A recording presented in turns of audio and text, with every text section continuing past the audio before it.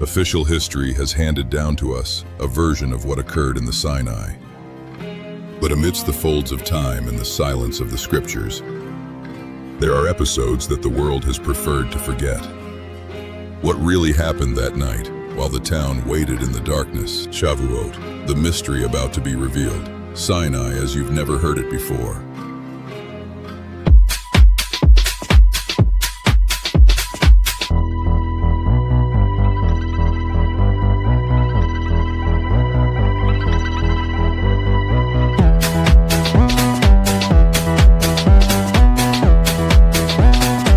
Shalom, shalom. Welcome once again. As always, it is a pleasure to have you join us for these biblical and Torah studies, all presented from a modern and academic perspective. This is Abel Flores, journalist and founder of Mishnah TV, speaking to you.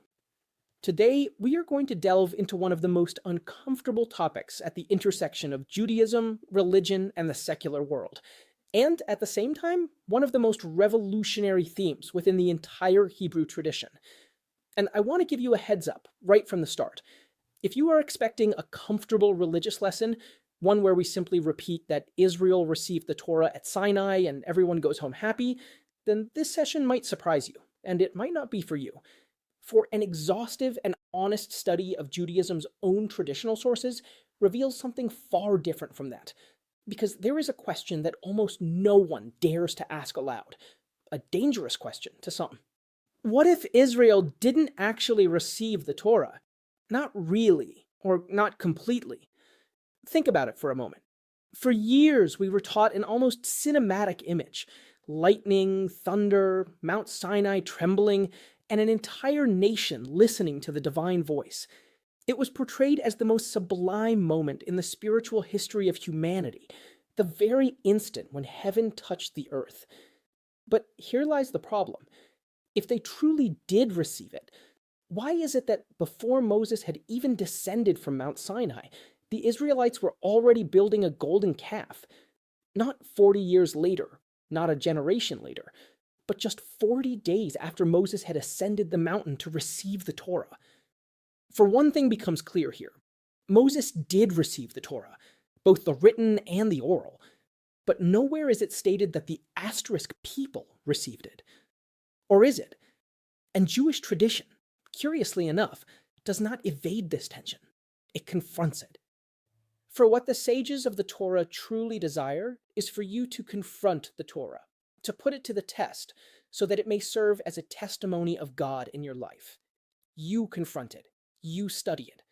It turns it into an uncomfortable question that cuts across the Talmud, the Midrash, the Kabbalah, and even modern academic scholarship. For perhaps the true drama of Shavuot, the biblical and Jewish festival we celebrate this week, is not simply that God gave the Torah. Perhaps the drama lies elsewhere, that God did indeed give it, but humanity was not ready to receive it. And here the story becomes fascinating. We are about to discover why Judaism does not refer to Shavuot as the day on which we received the Torah, but rather by something very strange. For in Hebrew, the verse reads, Zeman Matan Torah, which means the time of the giving of our Torah. Giving. That is the key word, not necessarily receiving. Do you notice the difference? For it is one thing for someone to hand you a gift, and quite another for you to be capable of opening it, understanding it, and truly living it out. Today, we will explore an idea that is almost taboo, that the first tablets may have represented an asterisk ideal humanity, whereas the second tablets, those that arrived after the episode of the golden calf, represent real humanity, for without creating a separation between God and man. This concept has been present in the Bible from the very beginning, ever since Adam's expulsion from Eden. For perhaps the Torah was not merely something our ancestors received thousands of years ago. Perhaps, and this may completely transform your perspective on Judaism, every generation continues to strive to receive it anew. And let me tell you in advance, this is the key to understanding Shavuot year after year. This is Abel Flores speaking. Thank you for studying with us today. I encourage you to subscribe to our channel, give us a like, And then visit our website at lamishnah.com, where you will find a wealth of content, including many more classes, as well as our free course covering the entire Mishnah in your own language. There is a difference that seems small, yet it can completely transform the way we understand Shavuot. Jewish liturgy does not refer to this festival as the time when we received the Torah. Instead, it uses a much more precise phrase in Hebrew, Zeman Matan Torah Tenu, that is, the time of the giving of our Torah. Giving, not necessarily receiving. And this is no mere linguistic detail. In Judaism, words are rarely accidental, for it is one thing for someone to offer a gift, and quite another for the recipient to be prepared to comprehend it, sustain it, and live by it. Here, one of the most startling ideas in the Talmud emerges. In Shabbat 88a, the sages describe a scene that is almost unsettling. They recount that God suspended Mount Sinai over the people of Israel like a vast canopy and declared to them, "If you accept the Torah, good, but if not, this shall be your grave." It sounds strange, even uncomfortable. For it immediately raises an inevitable question. If Israel had already enthusiastically proclaimed, Na'aseh v'nishma, we will do and we will listen, why was a threat necessary? Rav Aha Bar Yaakov draws an explosive conclusion. He argues that this creates, in Hebrew legal terms, a moda'a rabbah le'oraita, that is, a major legal objection regarding the binding nature of the Torah, because it was accepted under duress. In other words, yes, there was a revelation, but the acceptance was not entirely free. And here comes the extraordinary twist. The very same Talmudic passage asserts that centuries later, during the time of Purim, the people finally voluntarily accepted that which they had received at Sinai. The text employs a fascinating Hebrew expression, kiemu v'kibelu, which translates as, they confirmed and accepted, as if to say, now we truly mean it, now we choose it, now we make it our own. And this leaves us facing an immense theological taboo. Perhaps at Sinai the Torah was given, but not fully received. Shavuot celebrates the divine gift. But Purim, according to this rabbinic reading, celebrates something even more profound, the moment when human beings finally said yes of their own free will. And perhaps that tension remains alive today. For the great question is not merely whether God spoke at Sinai. The question is, have we truly learned to listen yet? There are phrases that seem so sacred that no one dares to question them, and one of them is probably the most famous phrase from Mount Sinai in Hebrew, Na'aseh v'nishma, which means we will do and we will listen. Jewish tradition has elevated these words to the very pinnacle of faith. It marks the moment when Israel, even before fully grasping the commandments, uttered something extraordinary. First we will obey, then we will understand, almost like an act of absolute love, a leap of faith, a total yes to God. The sages even say that when Israel pronounced those words, the angels were struck with awe. It represented a spiritual plane that was almost celestial, an entire nation declaring, I do not need to understand everything in order to commit myself. Beautiful, inspiring, but then the Talmud steps in and does what Judaism does best. It complicates things, for it poses an uncomfortable question. If the people had already declared in Hebrew, Na'aseh v'nishma, why was it necessary for God to suspend the mountain over them and declare, if you accept the Torah, well and good, but if not, this shall be your grave? Something doesn't add up, and perhaps that contradiction is not a mistake. Perhaps it is an X-ray of the human soul, for there exist two distinct levels of the yes. The first is an ecstatic yes, emotional, exalted, the kind of promise we make when we are inspired, much like someone leaving a transformative lecture and declaring, starting tomorrow, I am going to change my life. But then comes the second level, real life, absence, silence, uncertainty, and that is exactly what transpired when Moses vanished into the mountain. The enthusiasm of Sinai collided with the void of waiting, and that is when the golden calf appeared, not because Israel had failed to say yes, they did say it. The problem lay elsewhere. They did not know how to sustain that yes. They failed to truly inhabit it. And here lies a deeply human lesson. Hearing something true does not mean having integrated it. We all know that experience. We hear a teaching that moves us. We feel inspired. We vow to change. But days later, we fall back into the same habits. The golden calf confronts us with this reality. Israel was able to voice its acceptance, but it could not yet live it out. The Torah was heard, but it had not yet descended into the heart. And perhaps true spirituality does not consist of saying yes just once, but rather in learning to sustain that yes when Moses is no longer on the mountain and the silence begins to feel uncomfortable. There is something deeply unsettling about the story of the golden calf, and it is not merely the sin itself, it is the moment in which it occurs. For imagine the scene. The people have just witnessed the most extraordinary revelation in history: lightning, thunder, the divine voice at Sinai, a nation trembling before the absolute, and while Moses is up on the mountain receiving the tablets of the covenant down below, something almost impossible to believe is taking place. Exodus 32 tells us that the people approach Aaron and demand, "Make us gods who will go before us." It is a brutal statement. It does not happen after generations of forgetfulness. It does not occur centuries later. It happens immediately, as if the echo of Sinai were still lingering in the air. And here, an uncomfortable question arises. How is it possible to go from hearing God to building a golden calf? The traditional answer tends to focus on the sin. But perhaps the text seeks to show us something even more profound. Not merely that Israel failed, but that they had not yet truly received what they had heard. For hearing does not always mean internalizing. We have all experienced this. We hear a powerful teaching, we promise to change, we feel inspired, and a week later we remain exactly the same. The golden calf is precisely that, but on a national scale. Israel had heard the Torah, but they had not yet internalized it, and the evidence is devastating. When Moses descends from the mountain, he sees the calf and the dancing, and he shatters the tablets. The covenant is born, and almost simultaneously it appears to break. Scholars have even noted something fascinating. The narrative is structured as an immediate crisis of the covenant, as if the spiritual marriage between God and Israel were fracturing on the very day of the wedding. But the rabbinic tradition goes even further. In the Talmud, specifically in Tractate Sanhedrin 102a, appears a startling assertion: there is no calamity suffered by Israel that does not contain a small measure of consequence for the sin of the calf. Now, think about that for a moment. It means that the calf was not merely an isolated error, the product of a single spiritually off day.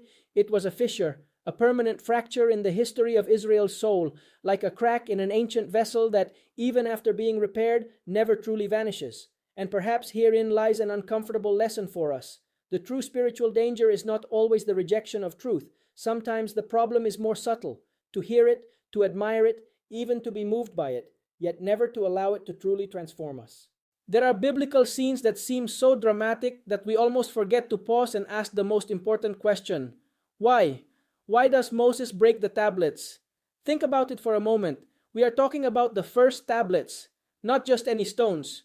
According to Exodus, they were the work of God, and the writing was God's own writing, engraved directly upon them. In other words, the most sacred object ever bestowed upon humanity, and Moses destroys it in an instant, without asking permission, without consulting anyone, without a preliminary rabbinical meeting. And we know how much we love meetings. Then the inevitable question arises: was it an act of anger or an act of wisdom? The first major explanation comes from commentators such as Ibn Ezra. They view the tablets as a marriage contract between God and Israel, a covenant document. And here the analogy is powerful. Imagine a marriage where even before the certificate is signed, one of the parties has already betrayed their commitment. Moses descends, sees the golden calf, and grasps a terrible truth. If the tablets were to officially take effect, Israel could be legally condemned. So he does something radical. He tears up the contract before the verdict is sealed. It is not impulsive destruction, it is protection, like a lawyer who tears up a document to save the accused. But the Talmud offers a second, even more surprising interpretation. In the Talmud, specifically in Tractate Shabbat 87a, the sages read the phrase Asher Shibarta, which you broke, in an almost poetic light. Within those words, they hear something else entirely: Yasher Kohaka Sheshibarta. Well done for having broken them, is what the Talmud says. Imagine that. God, in a sense, telling Moses, you did the right thing. The breaking was not an emotional outburst. It was a prophetic decision, sanctioned from heaven itself. But there is a third, even more profound explanation. Perhaps the first tablet simply could not coexist with a people in a state of idolatry. Their holiness was too absolute, too intense, like a light so powerful that rather than illuminating, it ends up blinding. Some sages suggest something startling. Had those perfect tablets entered a broken people, the indictment against Israel would have been irreversible. Moses does not destroy the tablets because he abandons the people. He breaks them precisely to save them, and perhaps herein lies an immense lesson. At times we think that the sacred must always be preserved intact, but the Torah seems to teach us something more human, that there are moments when breaking something may be the only way to avoid losing everything, for not all destruction is failure. Sometimes breaking is the first act of mercy. Now we arrive at one of the most profound and perhaps most painful ideas in this entire story, for we tend to speak of the tablets of the law as if they were a single entity, but they are not. There were two sets of tablets, and according to Jewish tradition, they were not the same, not even remotely the same.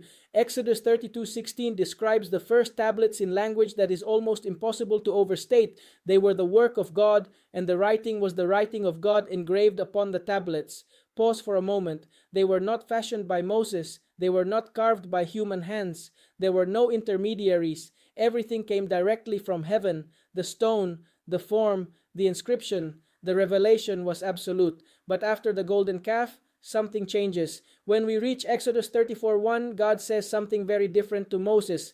Carve for yourself 2 tablets of stone like the first ones. Do you notice the shift? Before, everything came from God. Now Moses must carve them. The human element enters the equation, and that detail, seemingly technical, is in reality a theological earthquake. For here is born one of the most profound doctrines of Judaism. The Torah, after the golden calf, is not merely a copy of the original. It is a different stage in the relationship between God and man, a Torah adapted to a wounded humanity, to a humanity that has already failed, as if God were saying, "Whoa, you could not sustain the perfect version. Now we will build one that you can inhabit." Rav Kook, one of the great thinkers of modern Judaism, expresses this in an extraordinary way. He states that the first tablets possessed an incomparable holiness because they were entirely divine, unmixed, without human mediation. The second ones, by contrast, though sacred, no longer possess that same level. Why? Because Moses carves them. Human fragility enters the covenant. And here a fascinating question arises. Is that a loss or an evolution? For yes, something did descend. The direct light diminished, the perfect revelation fractured, but something new also emerged. Human participation, effort, interpretation, spiritual struggle. In other words, a more difficult Torah, but also a more human one. And perhaps herein lies a lesson that touches us deeply. We often dream of the perfect version of ourselves, without errors, without falling, without fractures. But life rarely works that way. Most of our transformations are not born of our perfection. They are born after the golden calf, after the error, after the rupture. For perhaps the most authentic spirituality is not that of the first tablets. Perhaps it is that of the second, the one that arrives after having fallen, and yet still choosing to carve stone once more with one's own hands. There is a phrase in the Talmud that, if we understand it correctly, completely changes the way we view the Torah. A small phrase, yet immense. In Eruvin 54a, the sages state something extraordinary. Had the first tablets not been broken, the Torah would never have been forgotten by Israel.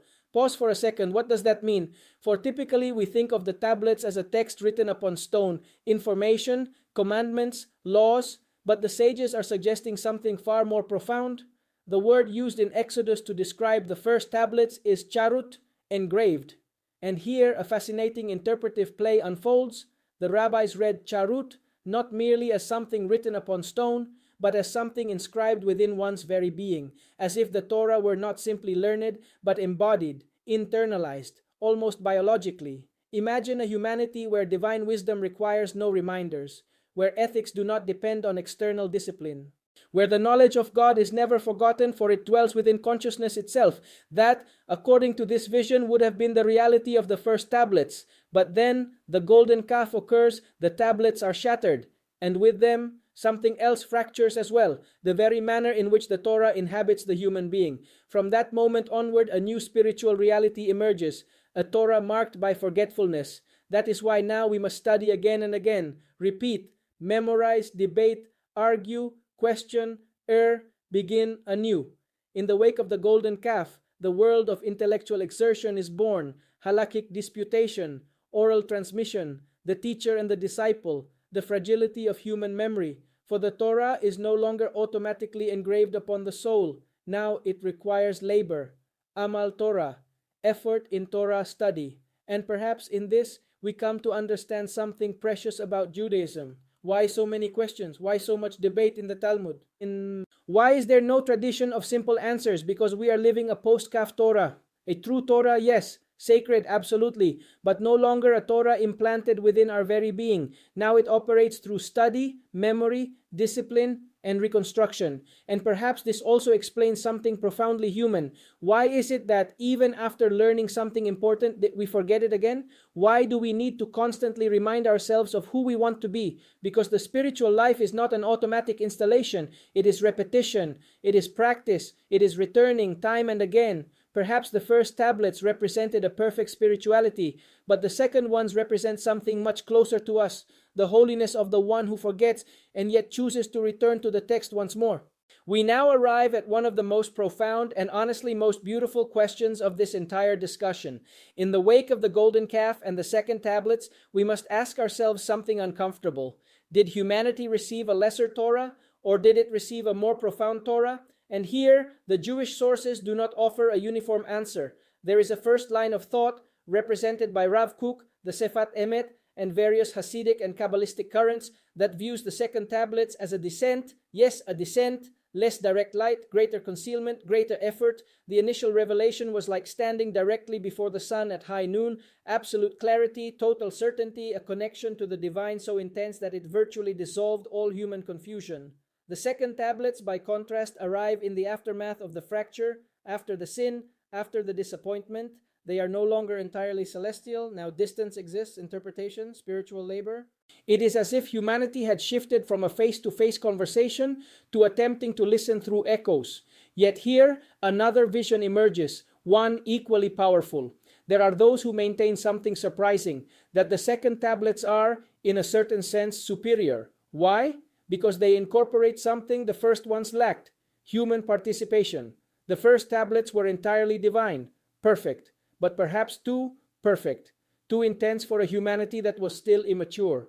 The second tablets create something distinct, a covenant. It is no longer merely God speaking. Now Moses carves the stone. The human being participates in the process, and from this shift, something immense is born, the realm of the oral Torah, Halakha, Midrash, Agada, discussion, interpretation, questioning, sacred disagreement. For had everything remained absolutely etched in stone, inscribed solely from the heavens, perhaps there would be no room for rabbinic debate, for study, or for the quest itself. And here, I believe, lies the most profound synthesis. Ontologically, that is, in essence, the first tablets are superior. They represent perfect revelation, light unfiltered, but existentially, the second ones are more habitable, more human, more sustainable. The first Torah was a perfect revelation. The second is a restorative revelation, and perhaps this says something profound about our own lives, for we all dream of the perfect version of ourselves, a life without errors, an impeccable spirituality, a soul without cracks, but almost no one lives there. Most of us live in the aftermath of the golden calf, in the second version, the one that arrives after the fall, and perhaps God does not expect us to live like the first tablets. Perhaps the greatest miracle occurs when, even broken, we continue carving stone and begin again. Official history has handed down to us a version of what occurred in the Sinai. But amidst the folds of time and the silence of the scriptures, there are episodes that the world has preferred to forget. What really happened that night, while the town waited in the darkness, Shavuot, the mystery about to be revealed, Sinai as you've never heard it before. There is a question that almost no one dares to ask, and yet it could completely change the way we understand Judaism. Why does the oral Torah exist? Why were the written tablets not enough? If God had already spoken at Sinai, why do we need the Mishnah, the Talmud, rabbis, arguments, disagreements, and entire centuries of interpretation? The answer perhaps is as uncomfortable as it is profound, because after the golden calf, the Torah could no longer remain solely in stone. Something broke, and I am not referring only to the tablets. The possibility of an immediate, perfect, transparent revelation was shattered. Before the calf, the vision was different. The Torah could be engraved directly onto the human being without forgetting, without confusion, without the need to constantly reinterpret. But after the fracture, the Torah had to begin traveling along a different path. Stone was no longer enough. Now it had to pass through the mouth, through memory, from teacher to student. Through discussion, through forgetting, and recovery. And here I want you to consider something fascinating. Perhaps the entire rabbinic world was born precisely from this wound. The Mishnah, the Talmud, Halakha, the thousands of pages of debates among sages. These are not merely technical commentaries or religious bureaucracy. They represent the historical effort of a people attempting to once again receive something they were once unable to fully sustain. In other words, rabbinic Judaism could be read as a monumental act of repairing Sinai. For after the calf, the Torah could no longer be experienced as a direct download from heaven. Now, it required human participation, discussion, interpretation, intellectual struggle. And this explains something quintessentially Jewish, something almost comically Jewish. Why is it that in the Talmud, two rabbis can argue for 20 pages, and both of their positions end up being preserved? Because the truth no longer descends fully formed from above. Now it emerges from the effort, from the clash of ideas, on passionate study. The sages call this in Hebrew, amal Torah, that is the exertion in Torah. And this is no coincidence. After the golden calf, receiving the Torah ceased to be merely an event. It became a labor, a discipline, a relationship. The golden calf did not destroy the Torah. That would be too simple. It destroyed something more subtle, the illusion of effortless spirituality. Since then, every act of reception requires study, patience, memory, and humility. For perhaps the deepest Torah is not the one that falls intact from the heavens. Perhaps it is the one that human beings time and again choose to rebuild with love, even after having let it fall.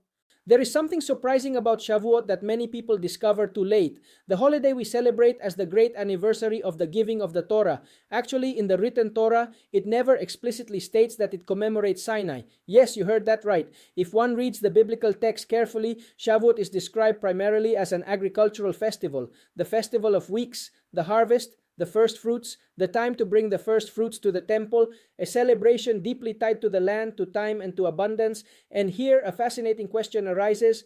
So, at what point did Shavuot become the day of the giving of the Torah? Rabbinic tradition progressively develops this connection, and over time Shavuot comes to be known as Zeman Matan Torah, the time of the giving of our Torah. Even academic studies note that this association with Sinai does not appear explicitly in the biblical text, and that sources from the Second Temple period, such as the Book of Jubilees, help to solidify this relationship between calendar and revelation. But this is where things get truly interesting.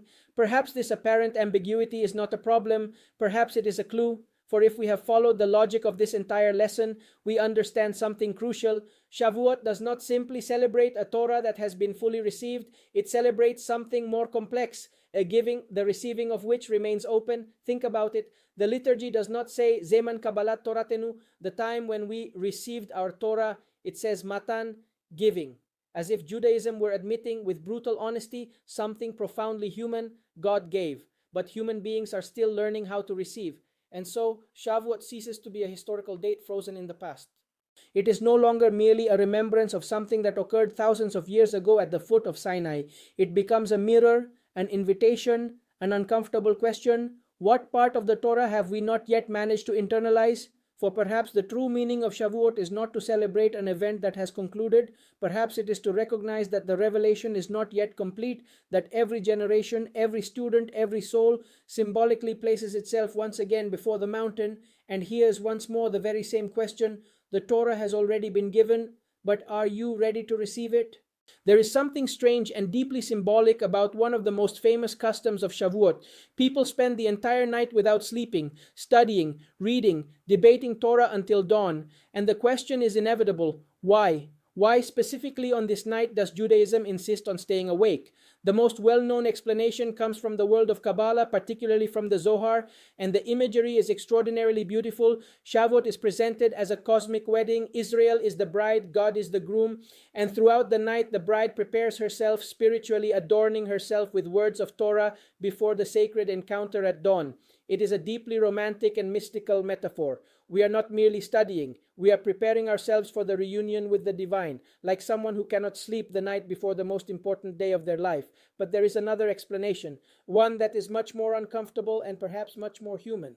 Tradition teaches something almost ironic. The night before the giving of the Torah, Israel fell asleep. Yes, the people who were about to hear the divine voice at Sinai fell asleep. According to the Midrash, God actually had to wake them up. Imagine the scene. The most significant revelation in history, the heavens poised to open, and the people still under the covers. It has a touch of rabbinic humor to it, doesn't it? Like the student who sleeps through the day of their final exam. But behind that image lies a very profound spiritual critique. Perhaps the problem was not merely physical. Perhaps it symbolizes something greater. They were not fully awake to receive, not spiritually, not inwardly. And that is how the practice of Tikkun Leil Shavuot was born.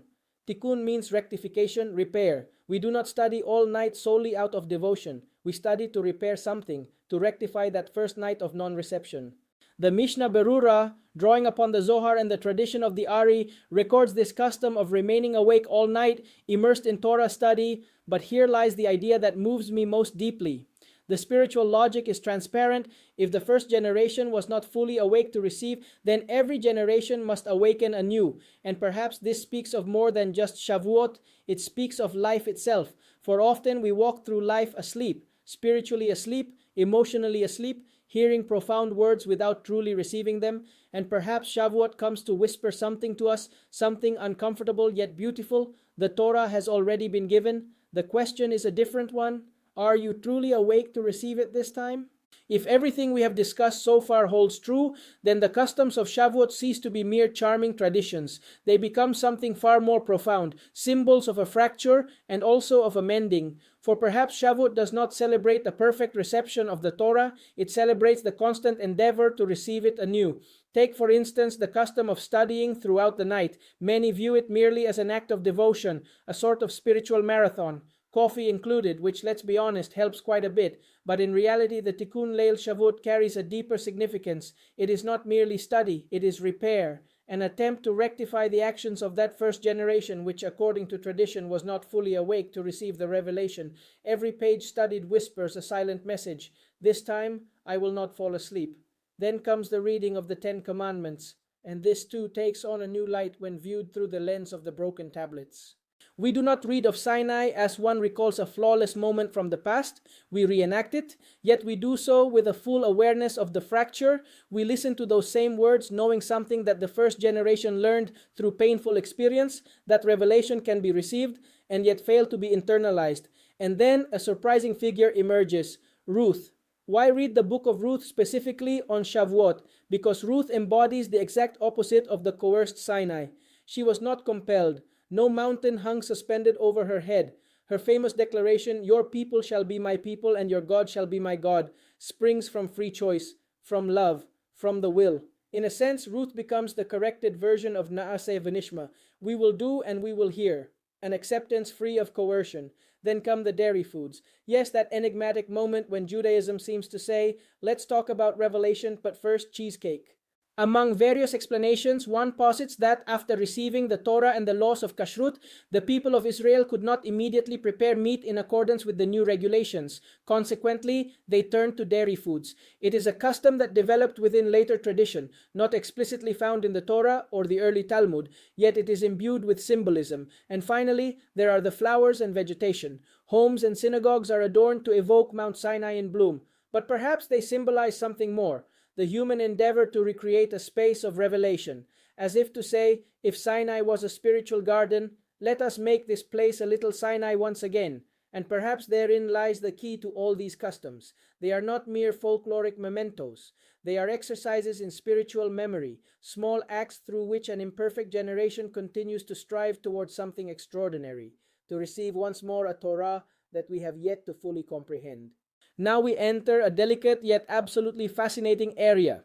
For up to this point, we have been speaking from the perspective of the rabbinic tradition. But what happens when modern scholarship turns its gaze upon the Sinai narrative?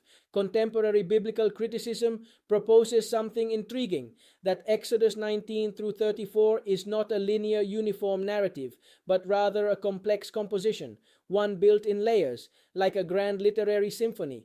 Or, if you prefer a more modern metaphor, like a film edited together from various scenes, carefully arranged to convey a profound idea. Let us look at the sequence.